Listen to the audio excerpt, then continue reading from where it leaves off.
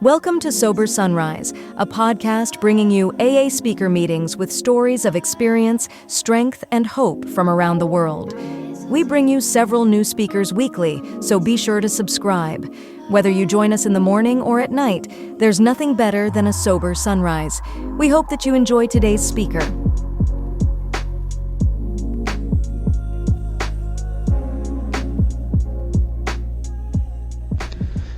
Step 2 says we came to believe that a power greater than ourselves could restore us to sanity.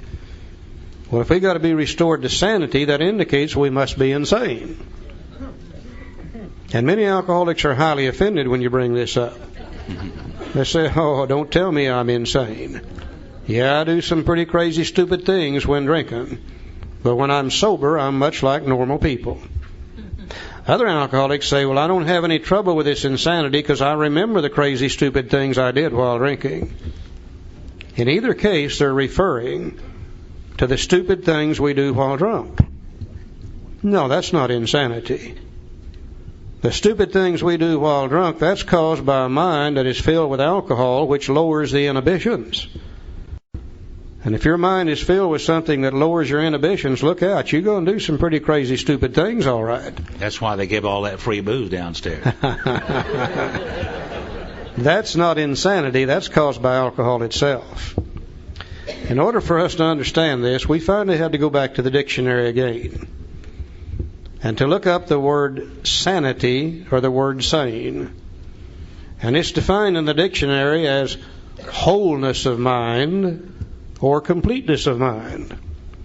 If your mind is whole, if your mind is complete, that means you can see the truth about everything around you. You'll normally make decisions then based on truth, and life turns out to be pretty good. An insane mind is one that is less than whole.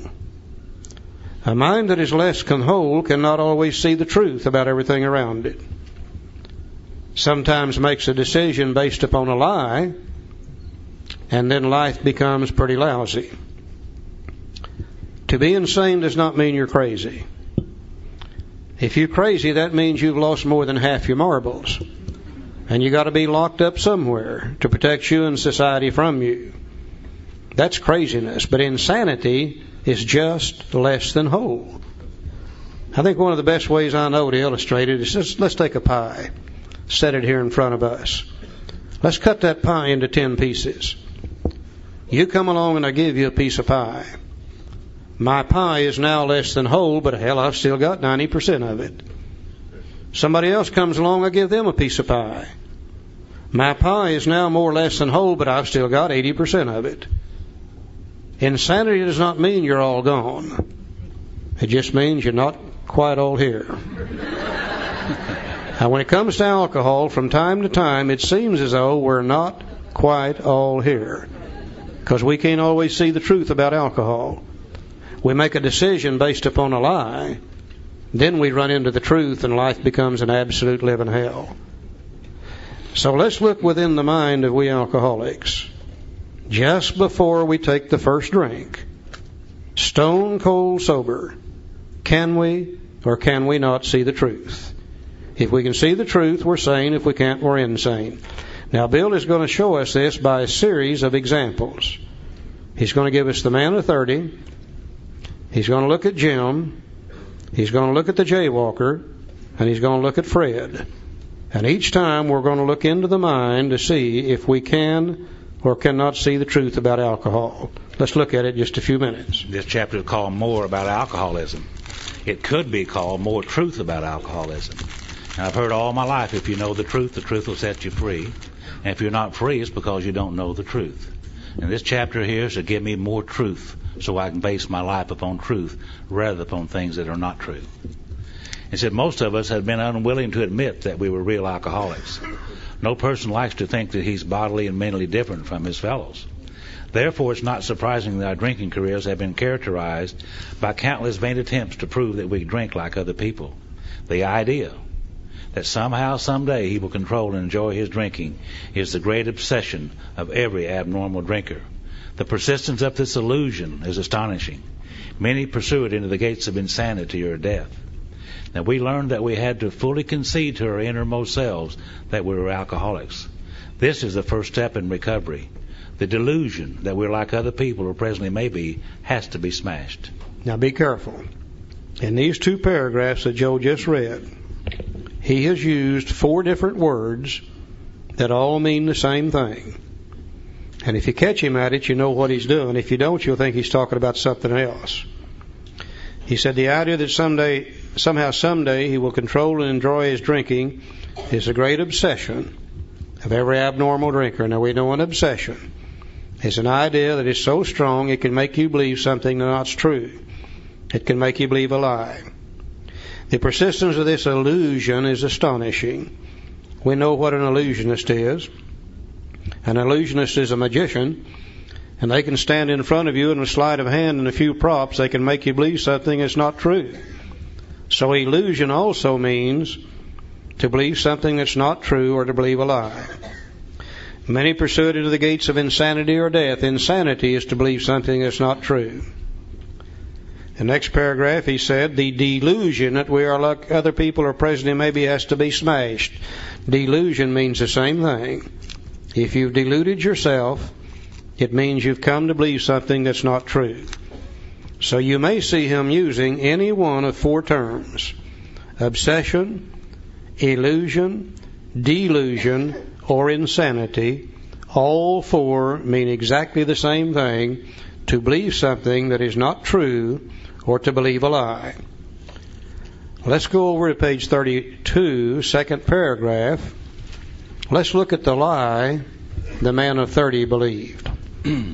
Said a man of 30 was doing a great deal of spree drinking. He was very nervous in the mornings after these bouts and quiet himself with more liquor. He was ambitious to succeed in business, but saw that he would get nowhere if he drank at all. Once he started, he had no control whatever.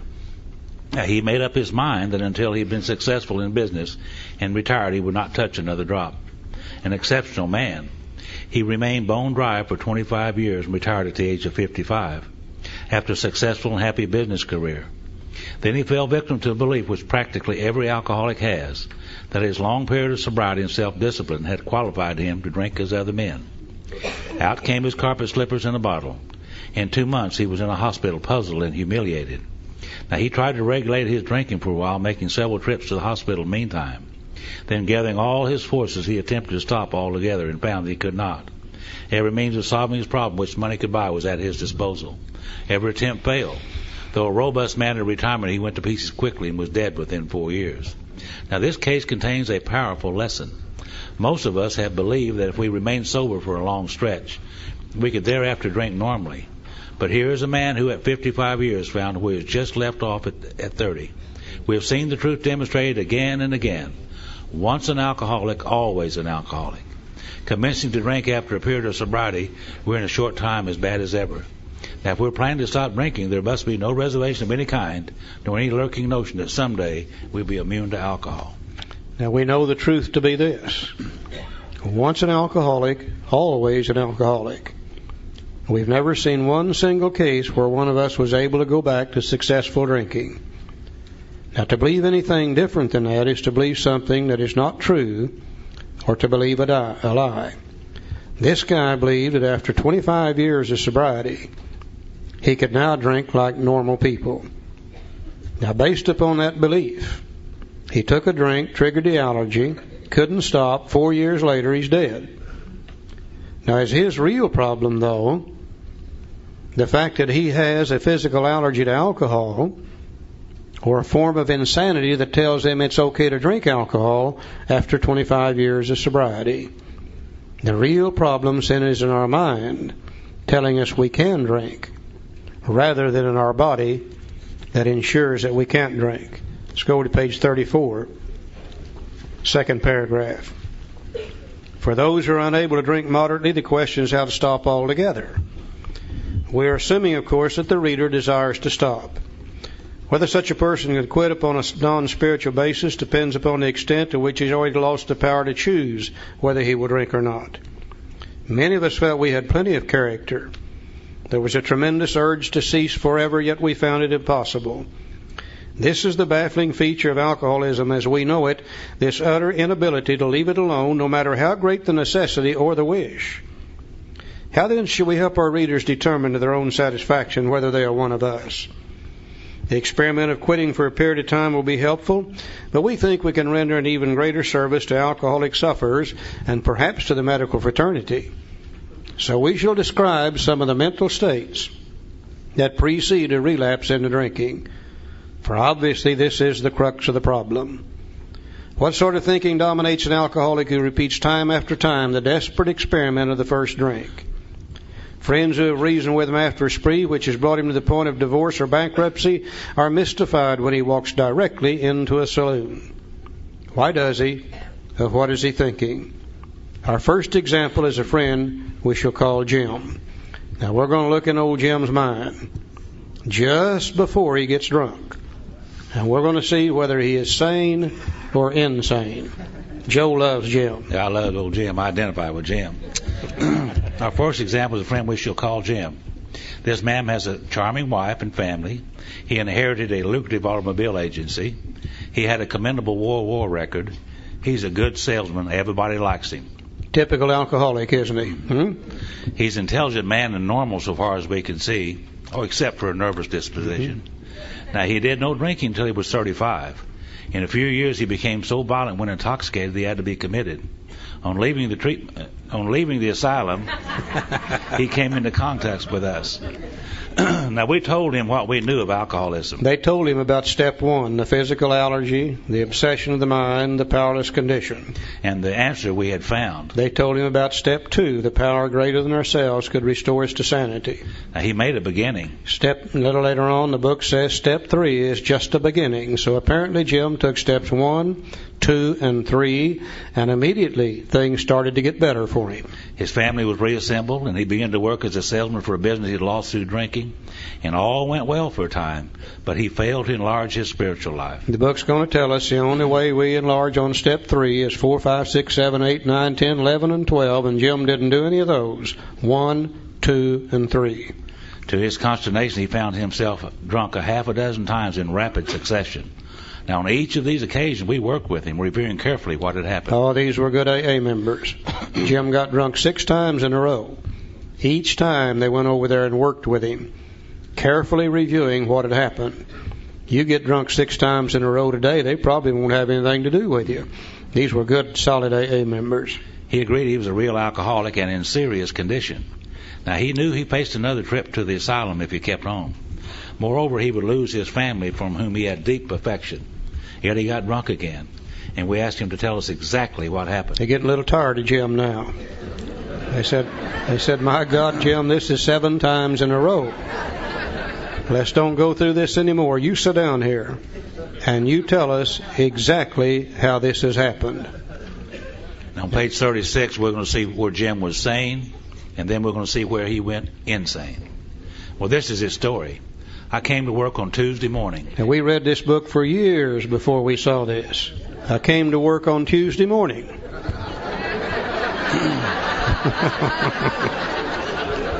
Where was he all day Monday? You know? We're bad about Monday. Bad about Mondays. And he said, I remember I felt irritated that I had to be a salesman for concern I once owned. Now, I don't think that's insanity. That's probably normal thinking. I think any of us that had to be a salesman for a concern we once owned would probably be a little irritated by that fact, too. That's normal, sane thinking. He said, I had a few words with the boss, but nothing serious. Boss probably said, say, Jim, by the way, where were you all day yesterday anyhow? Yeah. Nothing serious, just enough to irritate him. He's a little restless and a little irritable and a little discontented. He said, then I decided to drive into the country and see one of my prospects for a car. What's more normal than if you're a car salesman, you want to get away from the shop for a while, drive out in the country, see somebody we already know that we're trying to sell a car to. That would be normal, sane thinking for an alcoholic car salesman. So on the way, I felt hungry, so I stopped at a roadside place where they have a bar. I had no intention of drinking. I just thought I'd get a sandwich. What's more normal than if you're hungry to stop in a roadside place to get a sandwich? The fact that they got a bar there is beside the point. We have no intention of drinking. We're hungry. We're going to get a sandwich. Normal, sane thinking for an alcoholic car salesman. I also had the notion I might find a customer for a bar at this place, which was familiar, but I've been going to it for years. I'd eaten there many times during the months I was sober. We're not going in there to drink. We've eaten there many times during the months we're sober. We're going to go in there and get a sandwich and maybe sell a car while we're in there. Yeah. Normal, sane thinking for an alcoholic car salesman. He said, I sat down at a table and ordered a sandwich and a glass of milk. Still no thought of drinking. Yeah. What's more normal than to sit down at a table, order a sandwich and a glass of milk? Normal, sane thinking for an alcoholic car salesman. So I ordered another sandwich and decided to have another glass of milk. If you're hungry enough, there's nothing wrong with 2 sandwiches and 2 glasses of milk. Unless you're a member of Overeaters Anonymous, you'd better look at it. But that would be normal, sane thinking for an alcoholic car salesman. 2 sandwiches, 2 glasses of milk. Now comes the squiggly writing. That's italic. He said, suddenly. That means right now. Suddenly. The thought crossed my mind that if I would put an ounce of whiskey in the milk, it couldn't hurt me on a full stomach. Now, this is absolute insanity, isn't it? For this guy to believe that he can take whiskey, mix it with milk, and take it on a full stomach and it won't hurt him. Now, based on the insane idea, he makes a decision and takes some action. He said, I ordered whiskey and poured it into the milk. And I vaguely sensed I was not being any too smart. But felt reassured as I was taking the whiskey on a full stomach. Now we've got it inside of ourselves.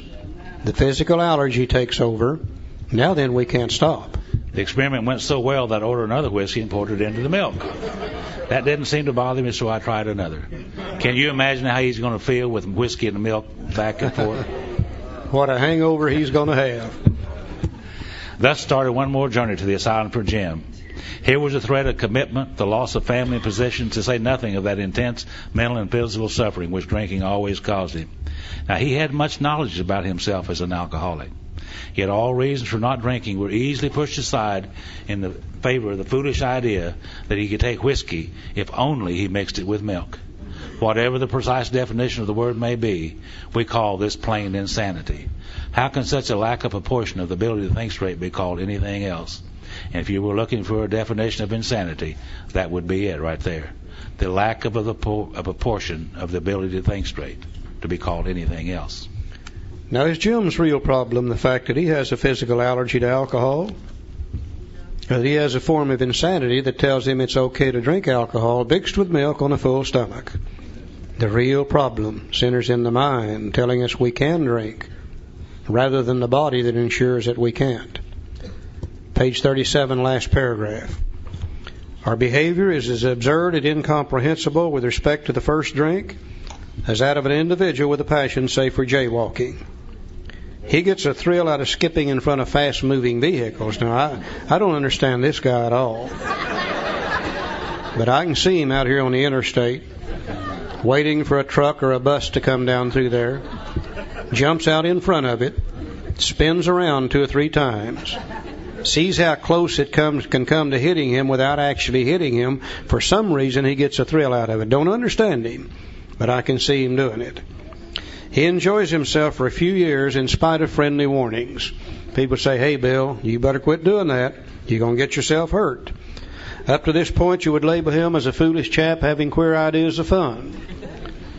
Luck then deserts him, and he's slightly injured several times in succession. He's getting a little older now. He can't move as fast. I begin to hit him once in a while. Nothing serious. He just kind of bounces off of him. You would expect him, if he were normal, to cut it out. But presently he's hit again, this time has a fractured skull. Now, he got hurt bad this time. Within a week after leaving the hospital, a fast-moving trolley car breaks his arm. He gets hurt bad again. Now, he sings their national anthem. He tells you he's decided to stop jaywalking for good. He said, man, I'll never do that again as long as I live.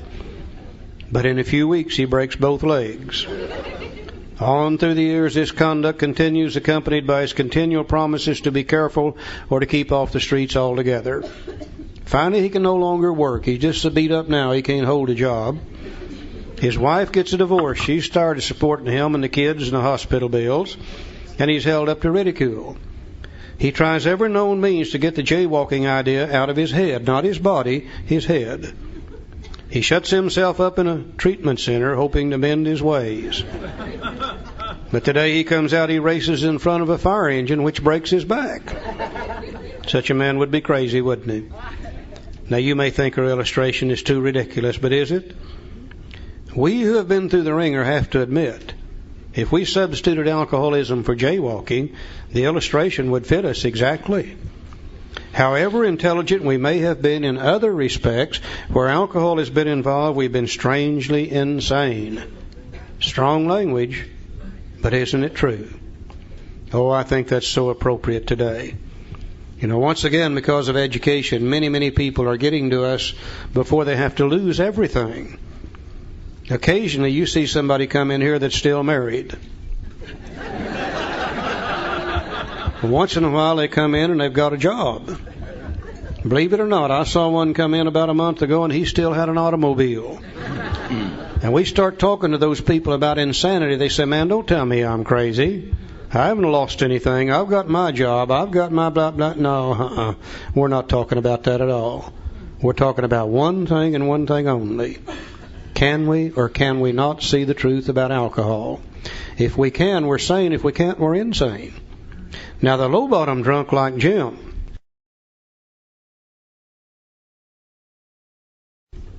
probably easier for him to see his insanity because he lost everything that he had, period. A high-bottom drunk who hasn't lost a lot of stuff, sometimes it's a little more difficult for them to see it. But I'll tell you, whether you're low-bottom or high-bottom, if you get drunk, you're going to get drunk the same way, believing something that is not true. Let's go to page, whatever the next one is, 39. 39. My old page is so tore up I can't read it anymore. And we're going to look at a guy named Fred. Now, Fred is the opposite of Jim. Fred is high bottom. Fred never lost anything. Jim didn't feel too good the day he got drunk. Fred is on top of the world the day he gets drunk. Yet he got drunk the same way. He believed a lie. Let's look at Fred's lie. Page 39 said, Fred is a partner in a well-known accounting firm.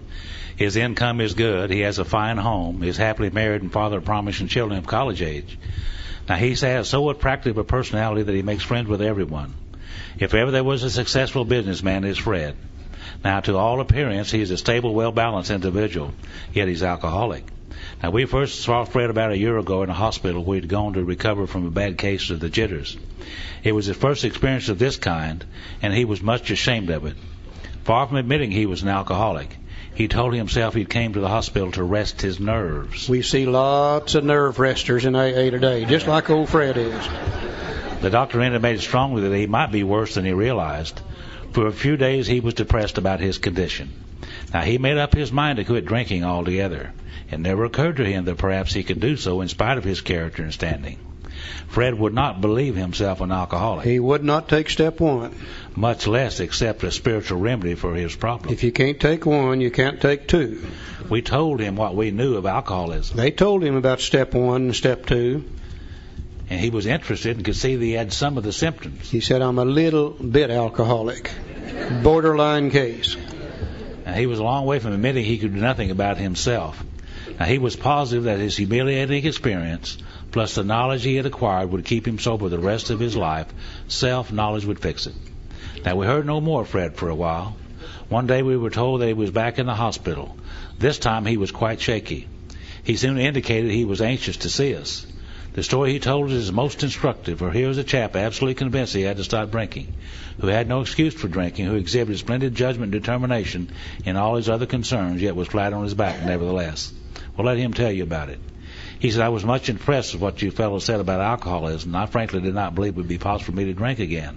And I rather appreciate your ideas about that subtle insanity which precedes the first drink. But I was confident it could not happen to me after what I'd learned. I reasoned I was not so far advanced as most of you fellows, that I've been usually successful in licking my other personal problems, and that I would therefore be successful where you men failed. I felt I had every right to be self-confident. It would be only a matter of exercising my willpower and keeping on guard. Now, this frame of mind, I went about my business, and for a time all was well. I had no trouble refusing drinks and began to wonder if I had not been making too hard a work of a simple matter. We think Fred began to get drunk right here. He began to say, this staying sober is easy, nothing to this. Yeah. One day I went to Washington to present some accounting evidence to a government bureau. I've been out of town during this particular dry spell, so there's nothing new about that. Physically, I felt fine. Neither did I have any pressing problems or worries. My business came off well. I was pleased and knew my partners would be too. It was the end of a perfect day, not a cloud on the horizon. Everything's on top of the world for old Fred. He's doing great, making lots of money, family happy, business associates happy. Everything's good in Fred's life. He said, I went to my hotel and leisurely dressed for dinner. As I crossed the threshold of the dining room, the thought came to mind, it would be nice to have a couple of cocktails and go back to the hospital.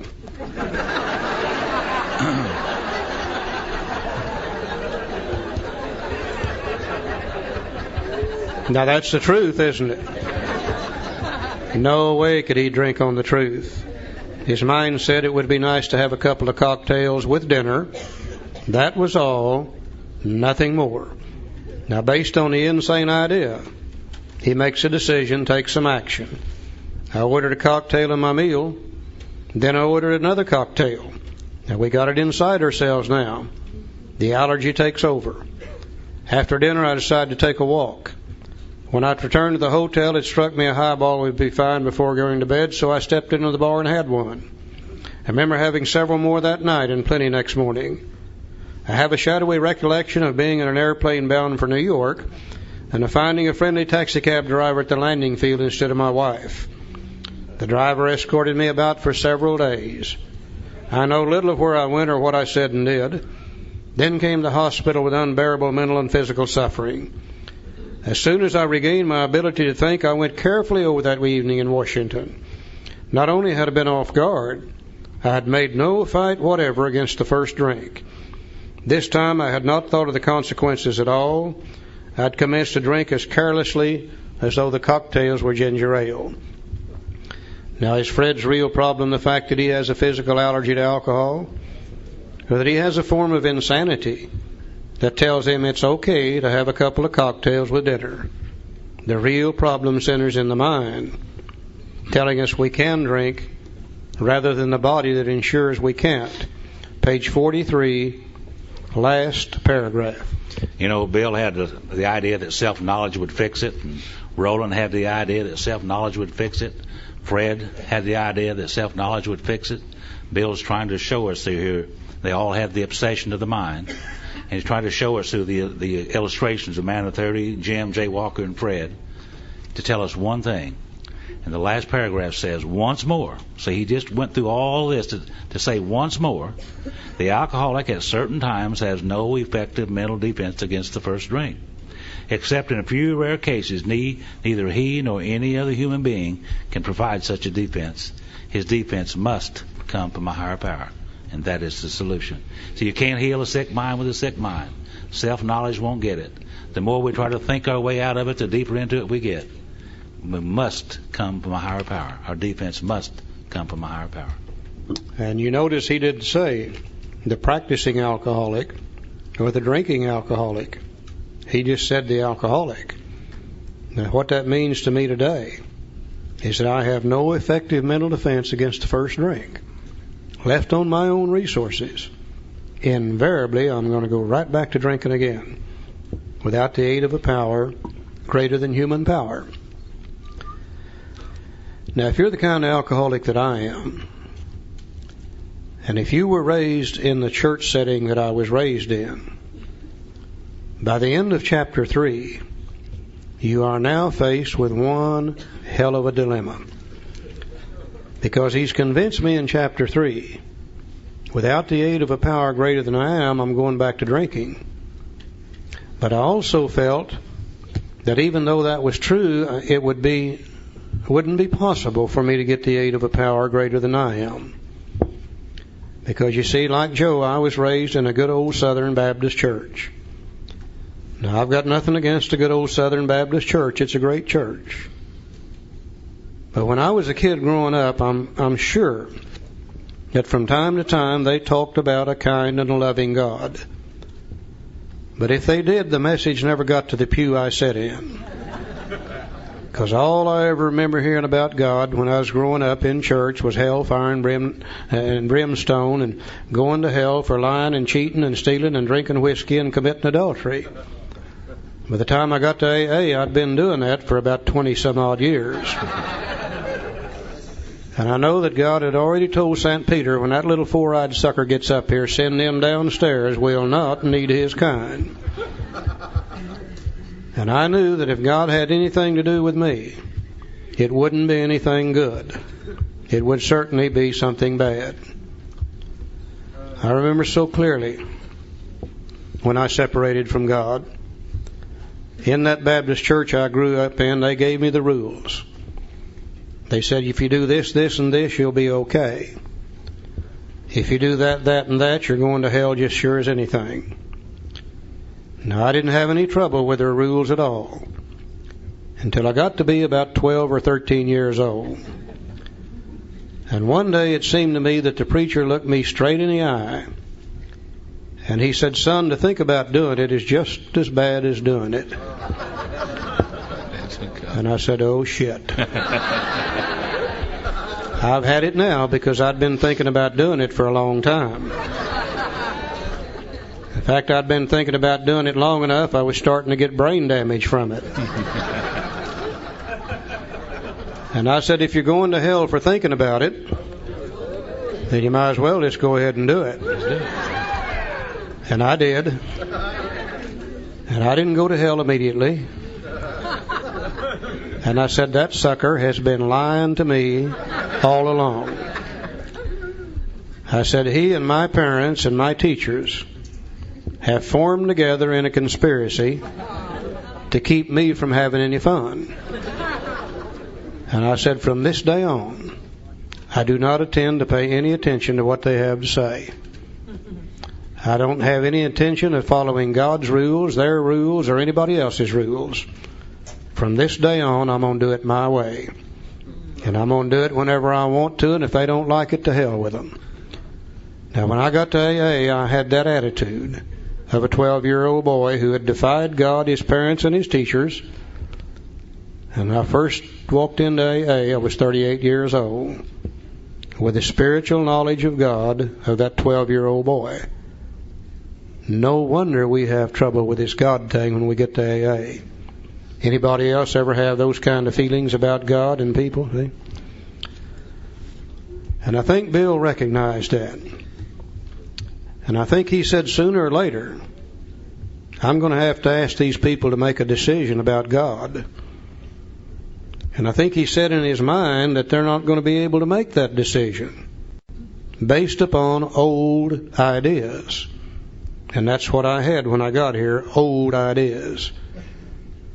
And I think he said, I believe I need to give them some new information about God, where they might be able to discard some old ideas, pick up some new ideas, and then they'll be able to make a decision about this God thing. And he wrote another chapter called We Agnostics, which I think is one of the greatest pieces of spiritual information I've ever read in my life. As I read that and studied that, I could see where some of my old ideas, old prejudices about God and religion were wrong. And when I could see where they were wrong, then I could discard them, and then I could accept some new ideas about God, and then I could make a decision that based on hellfire and brimstone, based on a God of justice, no way could I have ever made the decision about God. Thank you for listening to Sober Sunrise. If you enjoyed today's episode, please give it a thumbs up as it will help share the message. Until next time, have a great day.